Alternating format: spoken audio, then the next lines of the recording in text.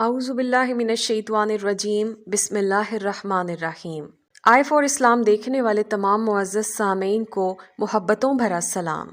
دوستو، موت ایک ایسی اٹل حقیقت ہے کہ جس کا سامنا ہر انسان کو کرنا ہے، غریب ہو یا امیر، بچہ ہو یا بوڑھا، بیمار ہو یا تندرست، ہر انسان نے موت کا ذائقہ چکھنا ہے۔ دوستو، آج ہم جانیں گے کہ خاتمہ بالخیر ہونے کی کیا کیا نشانیاں ہیں، یعنی وہ کیا کیا علامات ہیں جن کو دیکھ کے ہم یہ جان سکتے ہیں کہ اس انسان کا خاتمہ ایمان کے ساتھ ہوا ہے۔ دوستو، جب اللہ تعالیٰ کسی سے بھلائی کا ارادہ فرماتا ہے تو موت سے پہلے اس کو 3 طرح کے اعمال کرنے کی توفیق عطا فرما دیتا ہے۔ ہم جانتے ہیں احادیث کے مطابق وہ 3 اعمال کون سے ہیں۔ دوستو، حضرت انس رضی اللہ تعالیٰ عنہ سے روایت ہے کہ جناب رسول اکرم صلی اللہ علیہ وسلم نے ارشاد فرمایا، جب اللہ تعالیٰ کسی بندے کے ساتھ بھلائی کا ارادہ فرماتا ہے تو اسے کام پر لگا دیتا ہے۔ پوچھا گیا، یا رسول اللہ صلی اللہ علیہ وآلہ وسلم، کس کام پر لگا دیتا ہے اللہ تعالیٰ؟ ارشاد فرمایا کہ موت سے پہلے عمل صالح کی توفیق عطا فرما دیتا ہے۔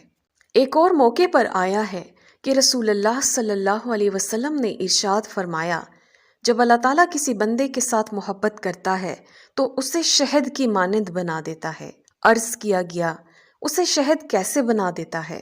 ارشاد فرمایا، اسے اللہ تعالیٰ موت سے پہلے نیک عمل کرنے کی توفیق بخش دیتا ہے، یہاں تک کہ اس کے پڑوسی بھی اس پر راضی ہو جاتے ہیں۔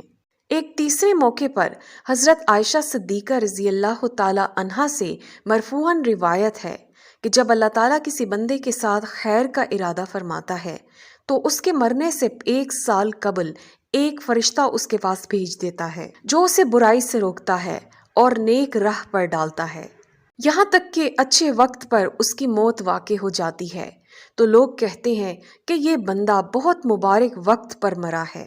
جب اس کی موت کا وقت قریب آتا ہے، وہ اپنے نیک اعمال تیار کر دیتا ہے تو اس کا دل فوراً اس دنیا سے نکل جانے کو چاہتا ہے اور اپنے رب کریم سے ملنے کے لیے بے قرار ہو جاتا ہے، اور اللہ تعالیٰ بھی اس سے ملنے کا اشتیاق رکھتے ہیں۔ دوستو، امید ہے میری اس ویڈیو سے میرے دیکھنے والوں کے ایمان میں اضافہ ہوا ہوگا۔ اس کار خیر میں حصہ لینے کے لیے اس حدیث کو بہت سے لوگوں میں پھیلائیے۔ ویڈیو اچھی لگے تو چینل کو ضرور سبسکرائب کر دیجیے۔ اگلی ویڈیو تک کے لیے اللہ حافظ۔